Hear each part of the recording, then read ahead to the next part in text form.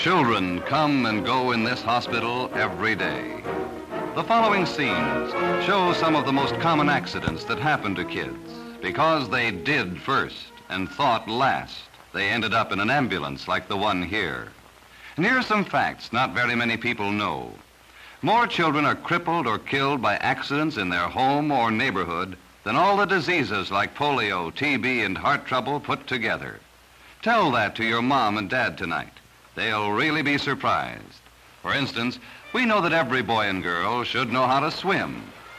Uh-oh, that girl wants to have some fun. Looks like she's telling her friend to jump on Johnny when he comes up from his dive. Yep, that's what she told him to do, all right. That's a good trick. It worked out just like she planned. Wait a minute, something's wrong with Johnny. Of course, tricks don't always turn out as we think they will. Like this one, for instance. Lucky for Johnny that Pete knew enough to drag him out of the pool and give him artificial respiration at once. Had they waited until they got to the hospital to do it, like this poor boy, it would have been too late. The trick almost had an unhappy ending. Another bad thing to fool around with is fire, as you all know. A campfire can be a lot of fun, but it can also be very dangerous.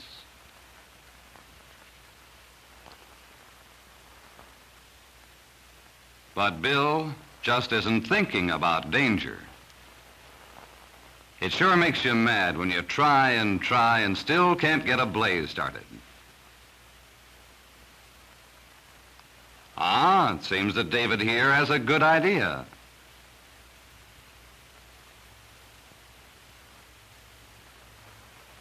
Probably some more matches.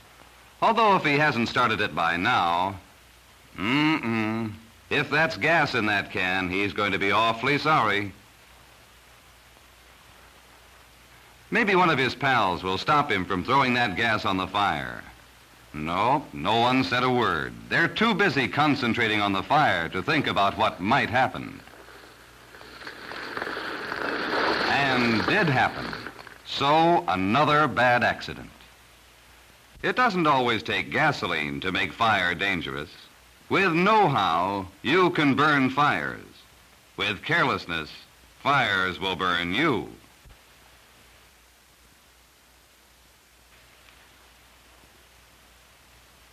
Here's another cause for accidents happening while you're playing.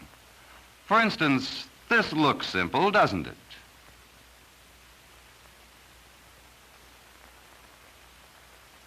And it was, until one of the boys decided to jump.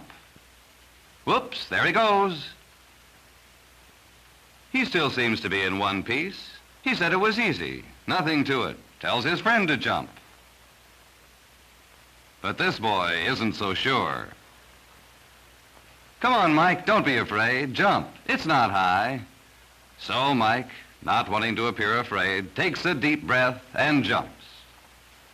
Unfortunately, he landed the wrong way. His friend is very sorry, but being sorry won't mend a broken leg.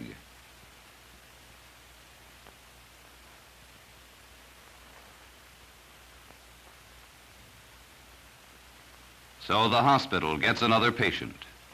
Jumping from high places isn't smart, and pushing somebody when he doesn't expect it can be very dangerous. Walking on picket fences, climbing around old buildings may be fun, but it can also put boys and girls in the hospital, and that isn't so much fun.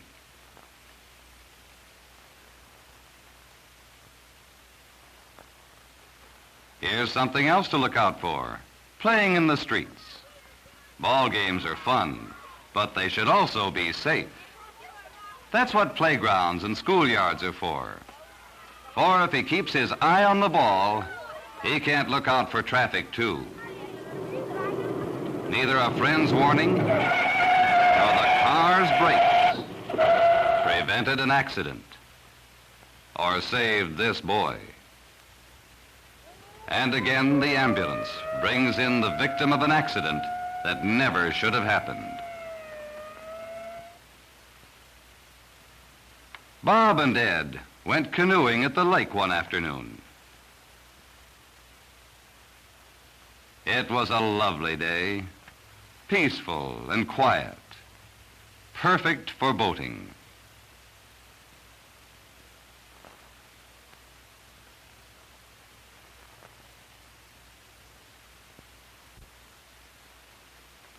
Too quiet for Ed, I guess, because all of a sudden, he shouted to Bob to look at something on the shore.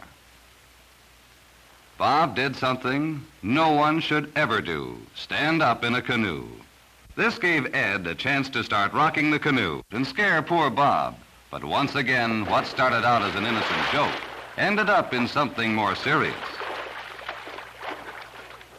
It's a good thing Ed remembered what he'd learned in the Boy Scouts and threw Bob a safety seat in time to prevent a drowning. Guns cause some of the worst accidents and the most tragic, blindness. Such a gun is not only illegal for boys in most cities, but is a possible killer and crippler in their hands. He's a good shot, but look what happened.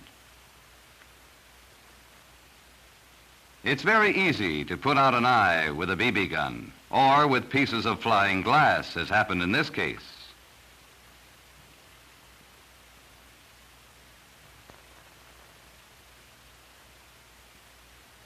Is it worth this, boys and girls? Supposing this were you. Just getting a half look at the world because someone didn't know how to use a gun safely. Now take the case of this young lady, cutting out paper dolls in the safety of her own home. Doesn't seem possible an accident could happen here, does it? When she heard her father at the door, she got excited.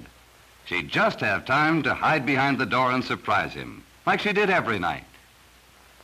She jumped to her feet. This time it was different. She tripped and fell on the scissors. And the doctor has another patch-up job to do. It's always dangerous to run with scissors or any other sharp, pointed object in the hand. It's also dangerous to climb on anything while holding scissors. If you fell, you could cut yourself or poke out an eye.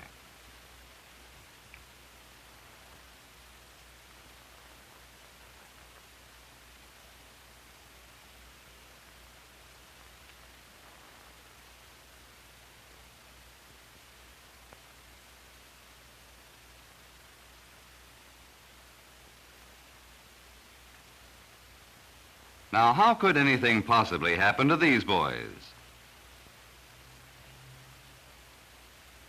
Let's go out to the edge of the cliff.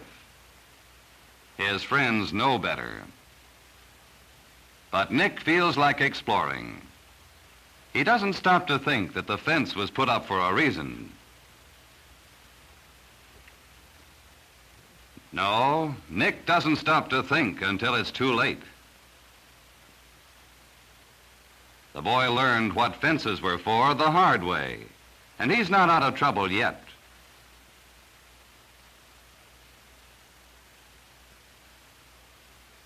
But lucky for Nick, he's not alone. One of his friends goes for help.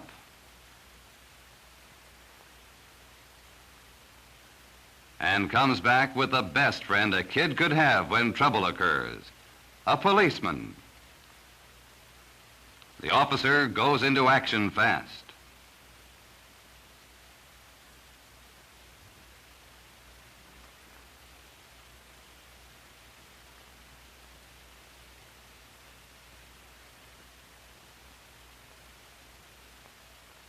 And the job of rescue begins.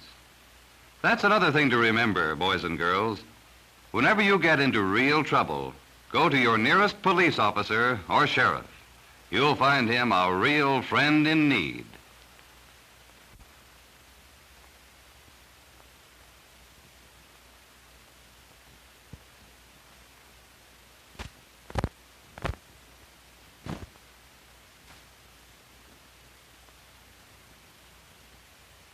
See how the officer questions Nick to make sure he's not hurt any place but his wrist before he carries him up the rope.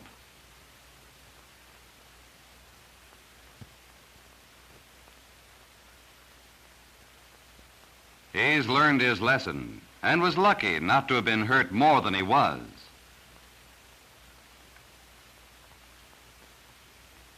You youngsters can save yourselves a lot of pain if you just stop and think. Listen to the advice of your parents and teachers. A hospital bed isn't anywhere near as nice as your bed at home. A bone that is broken in too many places may keep you from ever playing ball again. Maybe figures don't mean much to you, but listen, try to understand, because it's your life I'm talking about. More than 12,500 kids die every year. More than 50,000 of them are permanently crippled every year. More than 1,500,000 children are seriously injured every year. And all of these accidents happen in your own home, your own neighborhood. So be careful, kids. Too many youngsters end up in the hospital. Why don't you stay out of it? Live and learn, because you are the America of tomorrow.